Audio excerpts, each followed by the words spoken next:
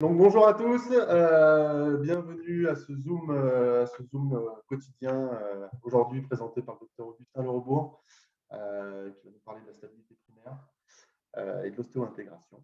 Donc je vais lui laisser la parole et puis lui laisser faire sa présentation. Et si vous avez des questions, vous pouvez me les communiquer par chat le temps de la présentation, puis on les repose au docteur Lerebourg sur la fin de sa présentation, de manière à ce que ce soit clair pour tout le monde. S'il est possible pour vous de couper les micros le temps de la présentation, de manière à ce qu'il n'y ait pas trop d'interférences pour Augustin Lerebourg et qu'il puisse ne pas être trop dérangé pendant sa présentation. Merci à tous pour votre temps et pour votre écoute. Et à tout à l'heure. Augustin, je te laisse la parole. Merci Jocelyn, merci pour cette présentation. Donc on va commencer la présentation. Le thème de ce webinaire, c'est comment optimiser la stabilité primaire pour une excellente ostéo-intégration. Et on va commencer dès maintenant. Donc qui suis-je? Je suis Augustin Lerebourg, le responsable R&D au centre de visite à la fusion de Victory et Easy Implant, ingénieur de formation en biomécanique de matériaux. J'ai été créateur dans les dispositifs médicaux. Notamment pour le développement d'un plan trapézo-métacarpien d'impression 3D métal, où il y avait différents types de recherche, que ce soit en tribologie, en fabrication additive, etc. Jocelyn, est-ce que tu peux éteindre les micros, s'il te plaît?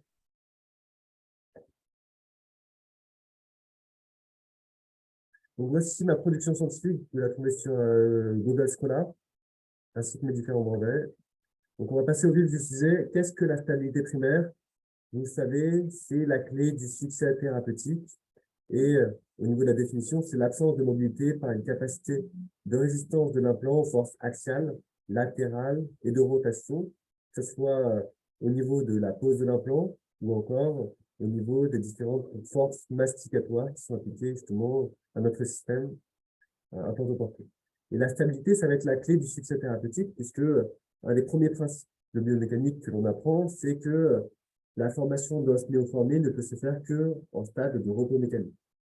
D'ailleurs, si une petite analogie que l'on peut prendre, c'est on a un bac d'eau que l'on veut glacer entièrement, on le met dehors, et là, si on tourne toujours le bac d'eau, même s'il fait moins 10 degrés, moins 20 degrés, on n'arrivera jamais à, à obtenir de la glace. On n'obtiendra la glace qu'en repos mécanique. Et c'est exactement la même chose avec l'os. Si on est toujours en mobilité, si on a toujours des frottements, là, on va toujours générer une inflammation chronique qui va empêcher justement la formation d'une phase cicatricielle pérenne et d'une osteointégration qui va être pérenne. Donc, on a besoin d'avoir un repos mécanique et par la suite, justement, d'avoir des stimulations qui vont justement stimuler la formation d'os. Donc, la stabilité implantaire, c'est déjà la stabilité primaire, donc dès la pose de l'implant, que en fonction de la compression que l'on va appliquer entre notre implant et le lit osseux, on va obtenir justement une torque d'insertion qui va nous donner une résistance initiale au micro-mouvement sur le site de l'osteotomie native. Et comme l'os est un matériau vivant, forcément, et il va évoluer au fur et à mesure du temps avec justement la phase cicatricielle, catabolique, anabolique, on va avoir justement une dégénérescence du tissu osseux et un remodelage qui va se faire en fonction du nouvel environnement dans lequel on a posé l'implant. Et les cellules, justement, avec leurs nouveaux voisins, vont s'adapter et vont générer plus ou moins d'os tout autour de l'implant qui va participer à la stabilité dite secondaire, donc la stabilité mécanique de l'implant, par la formation des cristaux d'hyperoxyapatite, par l'activité métabolique des cellules osseuses. Donc, dans la stabilité secondaire, on a à la fois une caractéristique mécanique, mais qui est complètement en phase avec les processus métaboliques de l'ensemble des acteurs cellulaires. Et quand on regarde la courbe, donc là, on a la courbe rouge qui est la stabilité primaire et la stabilité secondaire. On a un léger creux qui montre justement le temps critique où la stabilité est la plus faible. Et donc là, où il faut être absolument vigilant pour ne pas perdre l'implant, parce qu'en deçà d'un certain seuil, justement, on peut avoir trop de mobilité, ce qui va engendrer justement la perte de l'implant. Quels sont les acteurs de la stabilité primaire? Donc, on a le site implantaire, notamment la densité osseuse, la qualité de la corticale, son épaisseur, sa forme et sa vascularisation. On a aussi les forces, les mobilités et les contraintes, notamment l'axe des forces, comment on va poser les implants avec les différents axes, la solidarisation des implants pour justement homogénéiser un peu les forces qui sont appliquées sur chacune d'entre elles, la fonctionnalité, occlusion, sous-occlusion, donc notamment le travail de la prise d'empreinte et du prothésiste, et aussi les protocoles d'implantation, forcément, avec tout un tas de facteurs qui vont jouer, notamment la forme du milieu osseux, la pression, la vitesse, l'irrigation, qui peuvent engendrer un certain nombre de dommages qui peuvent être irréversibles ou non sur le milieu osseux. Et bien sûr, les implants, où là, on a aussi un certain nombre de paramètres comme la longueur, le diamètre, les macros et la microgéométrie, les plats de surface. On va voir ça plus précisément dans les slides qui suivent. Donc, passons au site implantaire. Donc, au niveau du site implantaire, déjà, on connaît très bien les différentes densités osseuses, D1, D2, D3, D4, qui sont les types d'os selon la classification de Lehmann-Zard, de Mitch.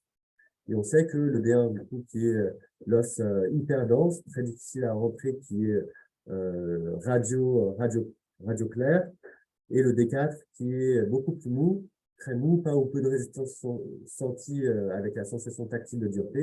Et on sait que la proportion de ces densités osseuses sont différentes selon la localisation anatomique sur la zone, par exemple, symphysaire, donc la zone antérieure mandibulaire, la zone symphysaire, on est à quasi 3/4% de D2 et après légèrement un peu de D3. Et plus on passe vers les zones postérieures, plus on va être en densité plus faible.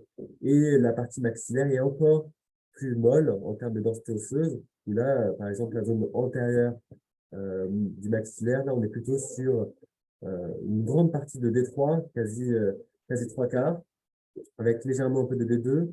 Et plus on passe sur les zones postérieures, plus là, on va avoir du D4 et du D3. Sachant qu'en plus de ça, on a les contraintes, justement, les contraintes des contraintes sensitives avec les différents nerfs qui passent sur l'ensemble de ce système maximum-mandibulaire. La densité osseuse va refléter plusieurs choses. Déjà, premièrement, les contraintes maximales que peuvent supporter l'os, parce que le D1 supporte quasi 2 fois plus de contraintes que le D2, le D2 2 fois plus de contraintes que le D3 et le D3 2 fois plus de contraintes que le D4. Donc, on ne peut pas forcément poser les mêmes types d'implants et les mêmes contraintes au niveau d'un os D4 qui est beaucoup plus fragile qu'un os D1. Et aussi la cellularisation, puisque les cellules ont besoin d'avoir suffisamment d'espace pour se développer et échanger entre elles, et aussi ont besoin surtout de l'apport des nutriments par la vascularisation. Dans le cas d'un os D1, on a très peu d'alvéoles qui sont extrêmement petites, on n'a pas beaucoup de vascularisation, forcément, les cellules dans ce contexte ne peuvent pas bien se développer, ne peuvent pas bien générer de la matrice osseuse, puisque la connexion est quasi fermée. Par contre, dans le D4, là, par contre, les alvéoles sont extrêmement grandes et justement, les cellules ne se sentent pas à l'aise puisque l'espace est trop grand, ils n'arrivent pas à communiquer entre elles. Et là, on est plutôt sur un os en fin de vie avec peu de vascularisation. Donc, là, on est plutôt sur un os en début de dégénérescence. Le site implantaire, comment on peut évaluer la stabilité primaire? On a deux grandes méthodes qui sont utilisées à l'heure actuelle. La torque d'insertion, on a pu voir ça tout à l'heure, qui est le module des forces rotationnelles et axiales lors de l'insertion. Et là, on a une valeur en newton-centimètre qui reflète le contact tridimensionnel intime entre le lit osseux et la surface implantaire. Et on a aussi l'analyse de fréquence de résonance ISQ, qui est notamment permise par différents produits, notamment l'Ostel, qui, au niveau du principe c'est l'application d'une fréquence de résonance sur un implant, et on va analyser la vibration effective. Et donc, on va utiliser notamment la fréquence de résonance, donc c'est une fréquence qui est multipliée. Et plus le contact est intime entre l'os et l'implant, plus la fréquence va augmenter et inversement. Et donc là, l'hostel en question va nous donner une valeur d'ISQ qui traduit justement le contact intime entre l'IOC et la surface implantaire. Et là, on a une valeur entre 100 et 0. Et donc là, une stabilité élevée, c'est un ISQ supérieur à 70. Et une stabilité faible, c'est un ISQ inférieur à 60. Sachant que ces deux informations sont complètement complémentaires puisqu'elles donnent des informations qui sont légèrement différentes. Et d'ailleurs, ça, c'est une étude qui a été faite par l'équipe de Turki Limaz en Inde, et qui voulait justement voir les différences entre la théorie d'insertion et l'analyse de fréquences de résonance pour justement différentes densités osseuses qui ont été analysées en unitéraire ensuite, donc les radiopacités. Et là, on voit les deux courbes ça augmente bien en fonction de la densité osseuse, qui est complètement logique, et que ce soit avec la théorie d'insertion ou la valeur d'ISU. Donc, la stabilité sur différentes densités osseuses a été évaluée par la théorie d'insertion et l'analyse de fréquences de résonance. Et on voit que avec ces deux courbes, la densité osseuse est un acteur principal de la stabilité primaire. C'est pas l'implant, c'est pas les techniques, c'est la densité osseuse. Et ça, il faut vraiment bien le comprendre, puisque si on peut avoir une meilleure analyse de la densité osseuse, alors meilleure sera notre stabilité implantaire et meilleur sera nos succès cliniques long terme. Au niveau de l'influence de la densité osseuse sur la transmission des contraintes, il faut savoir que la densité osseuse, ce n'est pas que un ensemble de matière, mais ça procure aussi un certain module d'élasticité, donc c'est-à-dire la capacité du matériau à se déformer et à reprendre sa forme initiale, et aussi la surface de contact.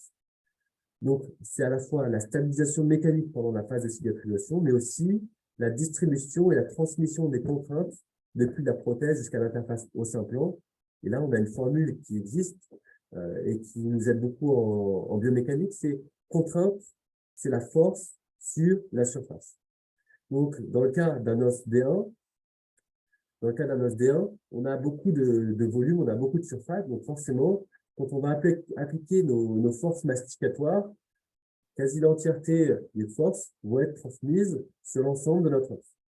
Par contre, dans un cas de D4, on voit nos surfaces de contact, elles sont principalement, quand on va poser notre implant, sur la zone crestale, sur la zone corticale, donc forcément, la distribution des contraintes ne va pas du tout être homogène et va être complètement localisée là où il y a le plus d'os, donc là où il y a l'os cortical. Et donc là, on peut voir l'amplitude des contraintes au niveau crestal, donc on va forcément augmenter. Et on passe dans du D1, où là, ça va être hyper homogène, à du D4, où là, notre surface de contact va être complètement localisée au niveau crestal. Donc,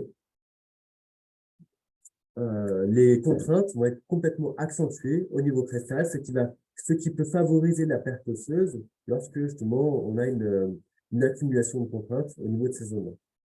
Donc, l'information à retenir, c'est que la qualité de l'os crestal, 7 à 10 mm, c'est ça qui va déterminer le plan de traitement si, justement, on va être suffisamment solide au niveau des piliers de nos fondations pour notre construction de notre système implanto-dentaire. Pourquoi s'appuyer sur l'os dense?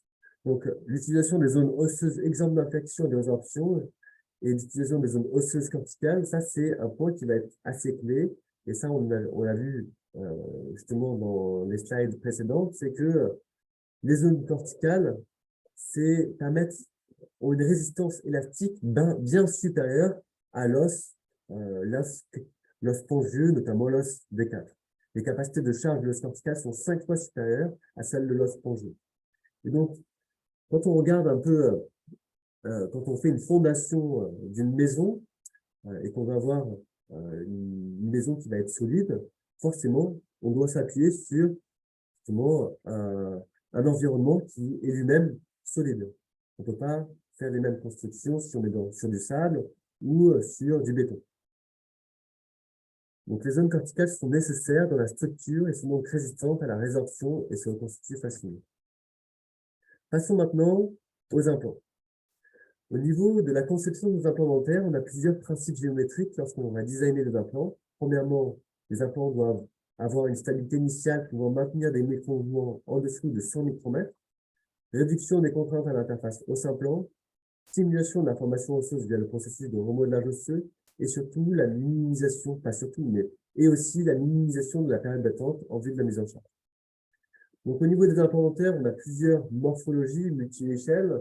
Donc, premièrement, on a la forme globale qui a évolué au fur et à mesure du temps.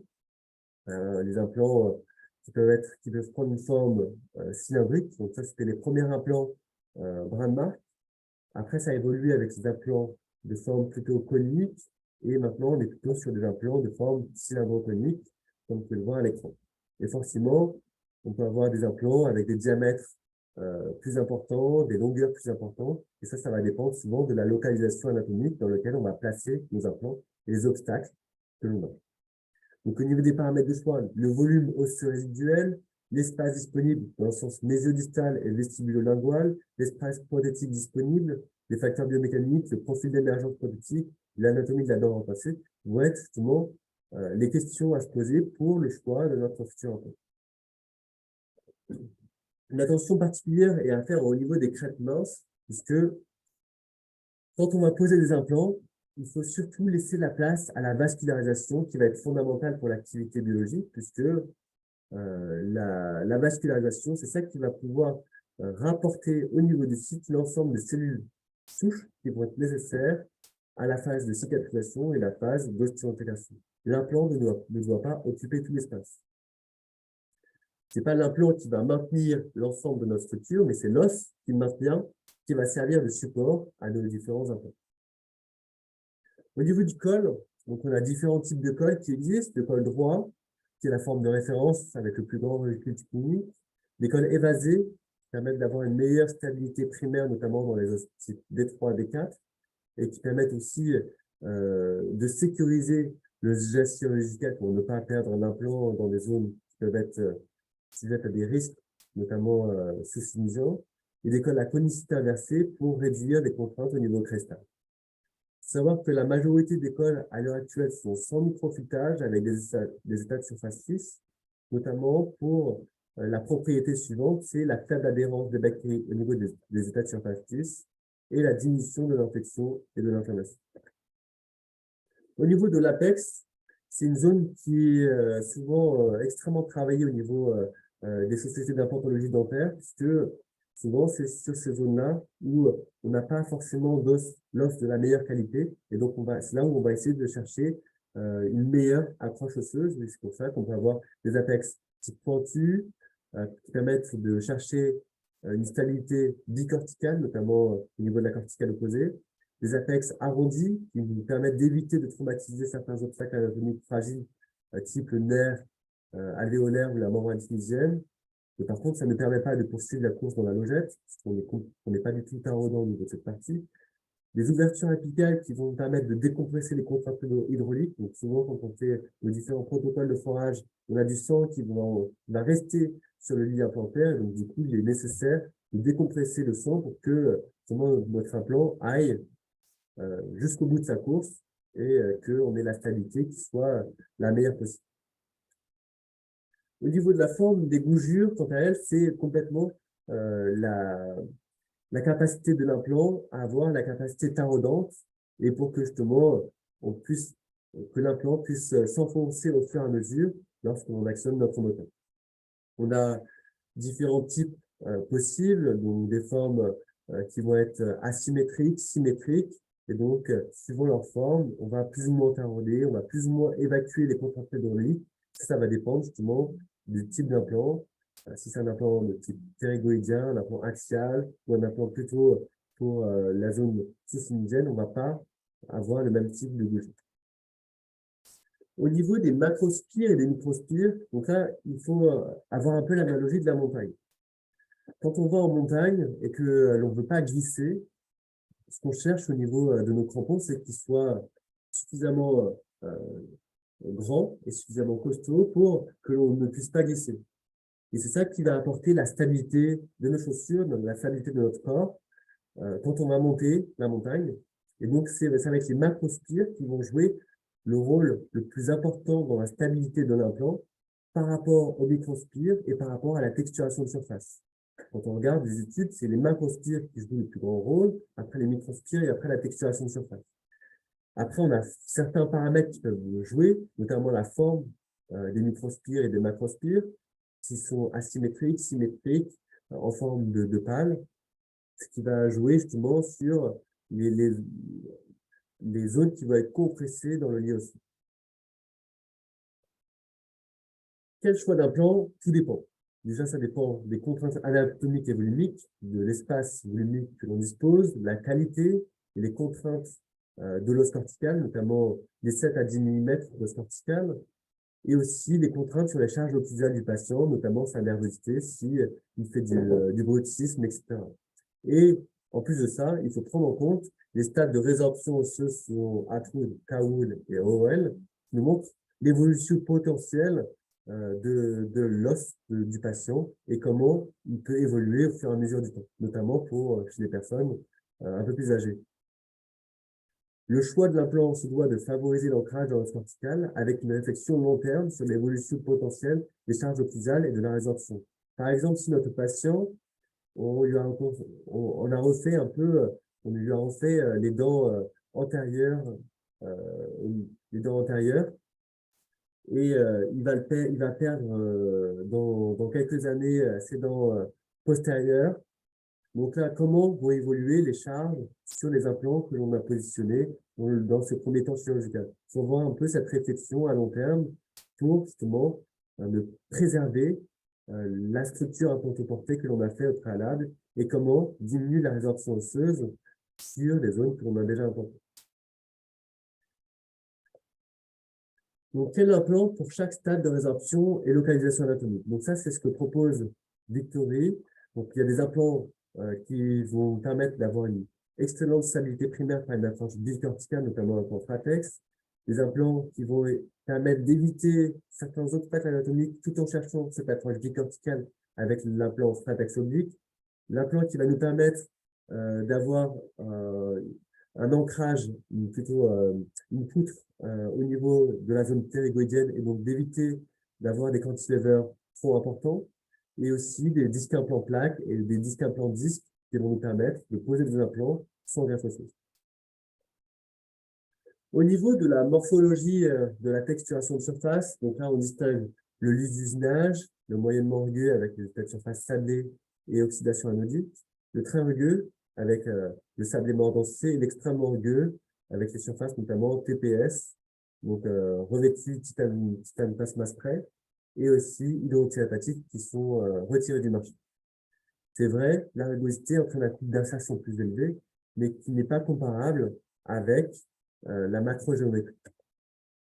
Il faut savoir que la rugosité entraîne un coût d'insertion plus élevé, mais entraîne aussi plus de particules de relargage, actrices de l'inflammation chronique. Et là, on peut voir, ça, c'est une étude qui nous vient du Brésil et qui ont fait différents tests sur des états de surface sablés. Ils ont regardé justement la dégradation de la surface après insertion et on peut voir que on a des particules qui se retrouvent sur l'ensemble du lit implantaire, notamment au niveau des spires dans le lit implantaire, que ce soit au niveau crestal ou apical. Au niveau de l'état de surface d'usinage, de fait, comme on va générer moins de particules actrices de l'inflammation chronique, on peut se permettre d'avoir une tente d'insertion plus élevée au premier temps de la chirurgie. Donc, l'état de surface permet une stabilité primaire plus élevée et plus durable parce que justement, on va pouvoir torquer davantage sans compromettre justement l'ostéo-intégration qui s'ensuit.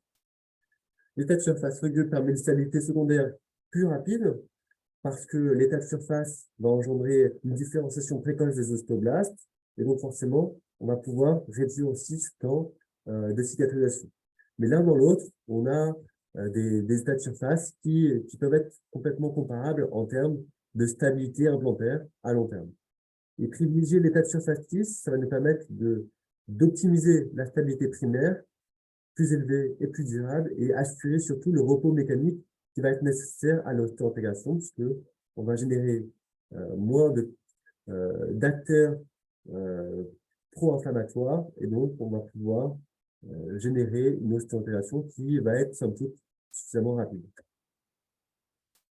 Sachant qu'avec la mise en charge, notamment lorsqu'on fait des complets, on fait une mise en charge souvent immédiate, il faut faire très attention à ne pas être en dessous du seuil critique. Et ce seuil critique, c'est les 100 micromètres de mobilité. La mise en charge immédiate, c'est le risque d'avoir de la mobilité en deçà du seuil critique. Mais par contre, dans le cas des complets, souvent, ne pas faire une mise en charge immédiate, c'est aussi prendre le risque de ne pas stimuler suffisamment notre os et d'avoir une résorption qui continue de la pose des implants jusqu'à la mise en charge. Donc, il y a vraiment une balance à avoir entre les deux systèmes. Passons maintenant aux forces, mobilité et contraintes. La mobilité naturelle, comparée à la mobilité implantaire, on voit clairement que les dents naturelles ont une beaucoup plus grande mobilité que les implants. Donc là, en mobilité axiale, une dent naturelle, c'est entre 28 et 100 micromètres, tandis qu'un implant, c'est que 5 micromètres en mobilité axiale. Et la mobilité latérale, c'est pareil, on est à 60 à 120 micromètres, et par rapport à un implant dentaire, là, on est à 10 à 50 micromètres, souvent inférieur à 25 micromètres. Au niveau du temps de contact, on a environ 100 millisecondes par contact, soit 10 à 15 minutes par jour. Et forcément, suivant les différents facteurs, le patient, son poids, son âge, sa morphologie, ses taux du bruxisme, cela peut augmenter. Et au niveau des forces, souvent, on a une force maximale au niveau des molaires d'environ 800 newtons, au niveau des incisives, entre 100 et 200 newtons. Donc, un implant suffisamment stable pour être mis en charge ne sera pas pour autant 100% immobile, mais l'objectif, c'est de diminuer la micromobilité en rotation et la micromobilité latérale pour être en dessous du seuil de tolérance, le seuil qui nous permet d'éviter de perdre notre implant dentaire. Donc, au niveau des forces, forcément, ils peuvent être dispersés de différentes façons, sous forme de contraintes. Donc, la contrainte égale à la force sur la surface, sous forme de mobilité et sous forme de déformation. Et on a ces trois formes d'énergie qui peuvent être dispersées. Dans le cas des implants, dans le cas des dents naturelles, on a le ligament parodontal qui va jouer le rôle d'un amortisseur physiologique et qui va distribuer ces contraintes justement beaucoup plus sous forme de mobilité, sous forme de déformation. Dans le cas des implants dentaires, là on a un contact qui est complètement intime et étroit avec l'os. Donc forcément, comme notre implant est en titane, on aura l'ensemble des contraintes, l'ensemble des forces exercées qui vont être dispersées sous forme de contraintes et appliquées directement sur l'os. Donc, avec les dents naturelles, on a une dispersion des contraintes loin de la crête osseuse, grâce au ligament parodontal qui joue le rôle d'un amortisseur physiologique. Et par rapport aux implants dentaires, où on n'a pas du tout ce ligament parodontal, qui nous donne très peu de mobilité, et ce qui fait qu'on va concentrer les contraintes au niveau de la crête osseuse, au niveau des surfaces de contact qui sont les plus élevées. Au niveau de la mise en charge initiale, forcément, si on veut éviter que notre implant bouge, il faut que la compression en statique soit supérieure aux forces fusales à la compression en dynamique. Donc ça, c'est le deuxième principe de la biomécanique. D'autant plus que, avec la loi de Wolff, donc la capacité de remaniement des os se produise en réaction aux forces qui s'exercent sur le système, on sait qu'il faut avoir une certaine stimulation de notre os pour justement avoir une densification. Mais à un certain point, on est en surcharge pathologique et là, c'est la perte osseuse par nécrose du tissu osseux. De fait, il est important de minimiser et de distribuer les contraintes exercées à l'interface au implant déjà pour distribuer et pour densifier l'os de façon homogène et aussi pour ne pas avoir de surcharge pathologique qui peuvent participer à la résorption au niveau crestal. Et donc là, il y a une balance à avoir entre une trop forte compression qui entraîne la résorption osseuse à la crête, relargage de particules dues à la flexion lors de l'implantation, et une trop faible compression qui entraîne des relargages anormaux de débris dus à la flexion, de l'inflammation, des microgates, infections bactériennes, etc. Donc forcément, la stabilité primaire dépend de la compression de l'implant, mais il faut faire tout du moins attention à ne pas générer une trop forte compression.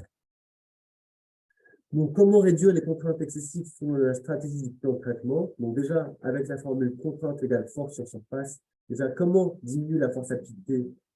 On peut déjà, premièrement, distribuer les forces avec plusieurs implants, en solidarisant les implants, en orientant les implants par rapport aux forces fusales, si l'on peut, bien sûr.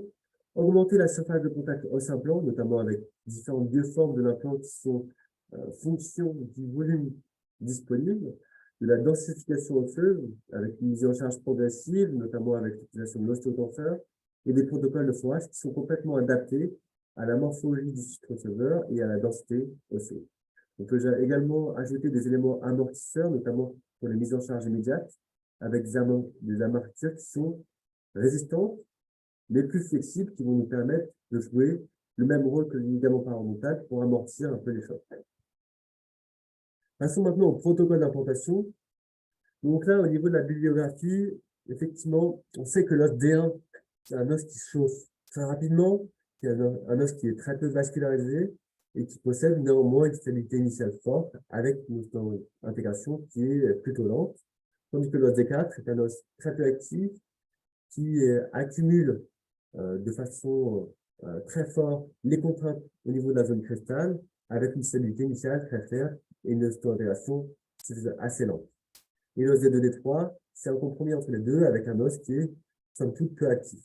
Et comment adapter son protocole de forage en fonction des densités osseuses? Ce que nous dit la bibliographie, c'est que pour le D1, il faut avoir un lit osseux qui va être proche de l'implant avec une irrigation abondante car l'os chauffe très vite. Et pour le D4, préparation d'un sous-forage du lit osseux pour une compression de l'implant et éventuellement récupérer les copeaux éventuels pour compléter le volume osseux disponible. Au niveau de l'approche Victory, donc l'approche est en 3 points. Premièrement, l'analyse fine du site implantaire avec l'examen visuel de la crête, l'examen radiographique et aussi de sentir l'os avec l'ostéotorseur pour essayer d'identifier dans quoi on va poser notre implant. Quelle est la densité osseuse, quelle est la qualité de la corticale, son épaisseur, sa forme, sa vascularisation. Et avec l'ostéotorseur, soit manuel ou rotatif, on peut justement simuler de différentes façons l'os pour optimiser la qualité et la densité par stimulation de l'activité métabolique en amont de la chirurgie pour être dans les meilleures conditions. Et le troisième point, c'est le protocole d'implantation qui est complètement adapté à l'implant et à la densité osseuse. Et ça, c'est l'ensemble de ces points qui nous permettent d'avoir une excellente stabilité primaire. Donc l'objectif, l'absence de greffe par un ancrage sur les fondations osseuses en favorisant des ancrages multicorticales. Donc, comment avoir des fondations solides pour la réhabilitation? C'est déjà de s'appuyer sur les piliers, les fondations solides du système maxillo-mandibulaire, notamment en s'appuyant sur les piliers de la face, essentiellement constitués d'os cortical, qui sont les piliers ptérygoïdiens, les piliers zygomatiques, les piliers canins, les piliers nasales et aussi le trigone rétromolaire. Ce sont les murs porteurs de la mastication. Donc, au niveau de la vérification et de l'optimisation des osseux par l'ostéotorseur, donc là, on sait que notre os est en constante évolution suite à un traumatisme ponctuel. Et la résistance mécanique du osseux va évoluer en fonction du stade dans lequel on est, en stade inflammatoire ou en stade de formation du canal osseux précoce ou de formation d'os périimplantaire fonctionnel. Et ça, on a ce temps physiologique, donc 7 à 8 jours, 45 jours, 6 mois.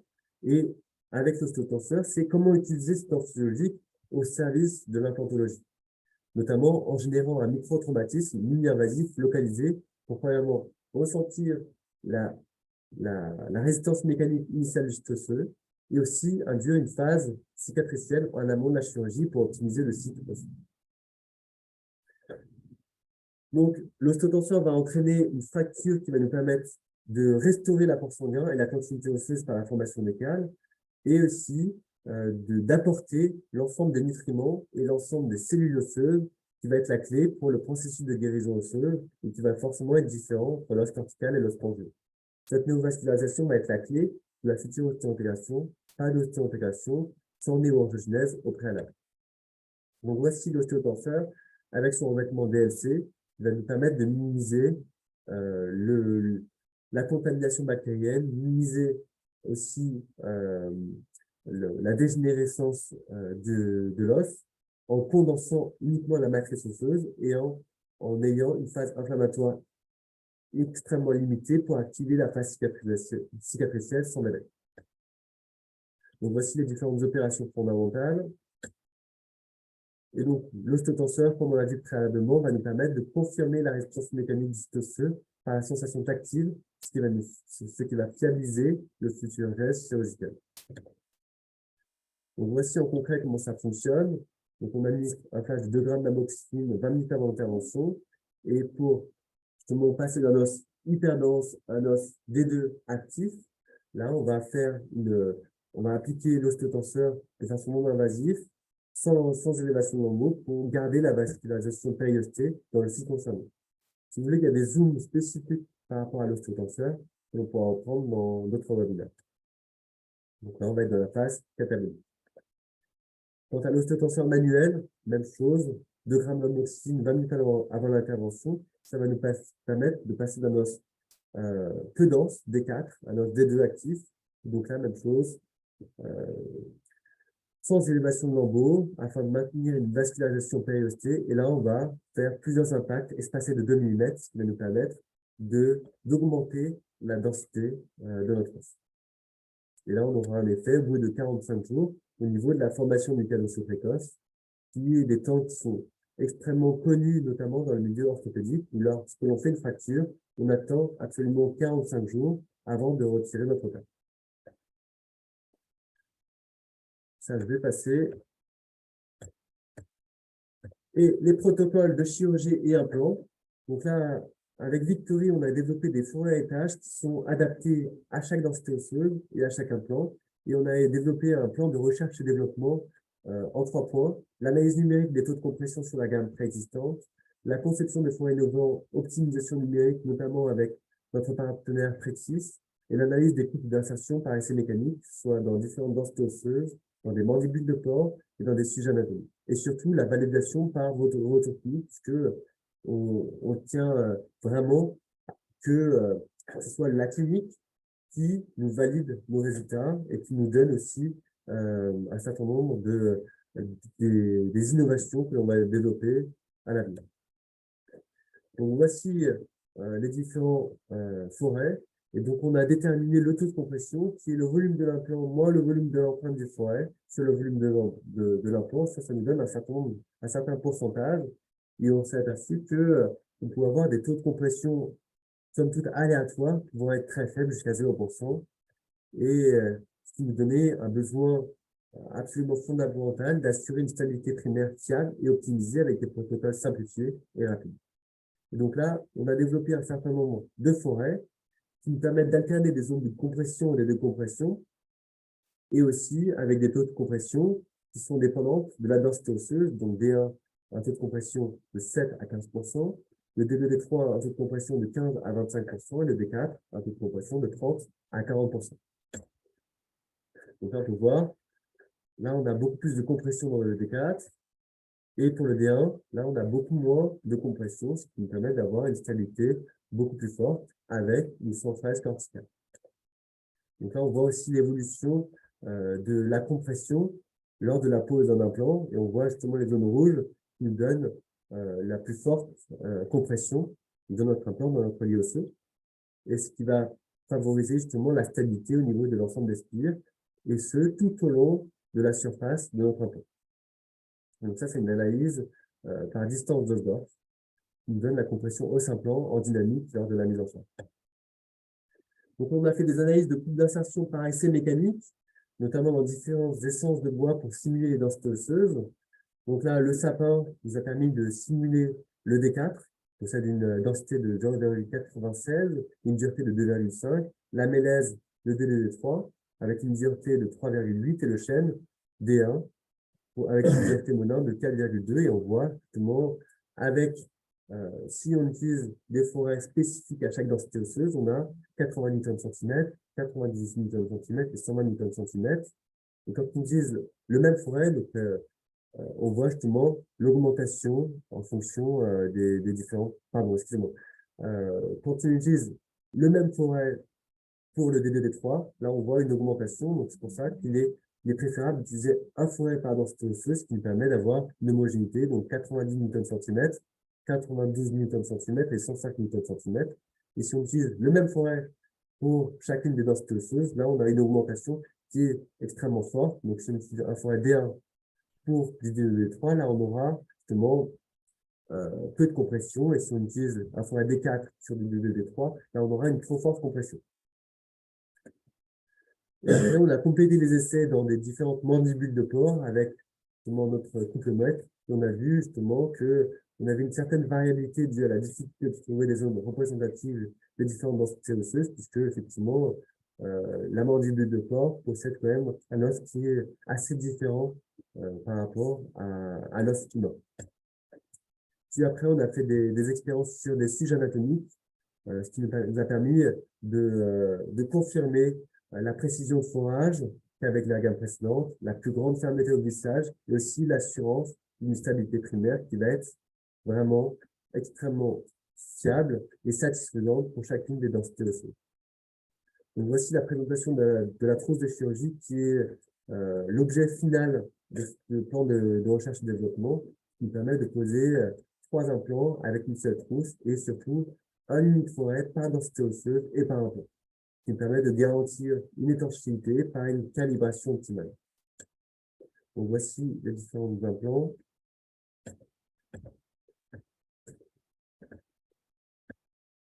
Voilà. Merci de votre attention et je vous invite à rallumer vos micros éventuellement pour poser vos questions. Je vais peut-être repasser la main à, à notre ami Jocelyn. Oui, alors on avait une question là qui a été posée par Victor Alouche concernant à quoi correspond le temps de contact. Alors, le temps de contact, il y a plusieurs temps de contact qui ont été évoqués. Les 15 millisecondes, c'est le temps de contact que l'on va, souvent le temps de contact moyen des dents quand on fait une mastication. Et donc, les 10 à 15 minutes, c'est le temps de contact des dents en phénomène de mastication, mais sur toute une journée. Bien sûr, le webinaire est enregistré et vous allez recevoir dans quelques jours justement le replay de cette présentation. Il n'y avait pas d'autres questions apparemment. Victor Alouche a l'air satisfait de la réponse d'Augustin. Donc Augustin, je te remercie pour cette belle présentation. Est-ce qu'il y aurait d'autres questions peut-être? Je vous invite à rallumer les micros si vous voulez les poser peut-être en direct. Je vais Oui. revenir sur l'ostéotenseur. On fait souvent des webinaires sur l'ostéotenseur, notamment ça va être le prochain webinaire par le docteur Dougnac, qui va nous présenter vraiment sur des cas cliniques complets, justement l'utilisation de l'ostéotenseur au quotidien, justement pour optimiser le site osseux receveur en amont de la chirurgie et pour justement avoir une stabilité qui va être forte et aussi pour stimuler la future ostéopathie. Donc, je vous invite vivement à vous inscrire à ce prochain webinaire. Est-ce que vous m'entendez? Oui. Oui, bonjour. Donc je suis Victor Alouche. Simplement, déjà merci pour cette présentation. C'était très clair, très intéressant. C'était pour revenir sur ce qui a été dit à l'instant. Il me semble que les liens de replay des deux précédents webinaires des docteurs Benzaken et Scortetti, il me semble, n'ont pas été envoyés. Alors, dans ce cas, je ne l'ai pas reçu. Donc, Ouais. c'était pour savoir Ouais, si On va pouvoir vous les c'est renvoyer. possible. C'est celui du docteur Benzakem. Et celui sur les périimplantites la semaine dernière. Donc, périimplantite. Eh bien, je vais demander Voilà. à ce qu'on vous les renvoie. Du coup, on a votre adresse mail qui est indiquée. Merci bien. Je vais demander à ce qu'on puisse vous renvoyer ces éléments de replay pour que vous puissiez les visionner à tête reposée. Merci beaucoup. Allez, c'est noté pour moi. Merci beaucoup. Donc, pas d'autres questions. Merci à tous de votre attention. Merci Augustin pour cette belle présentation. Puis, je vous dis tous à très vite pour de prochaines aventures et de prochains sujets tout aussi captivants que celui-ci. Bon après-midi à tous et à très bientôt. Merci beaucoup, Jocelyn. Au revoir.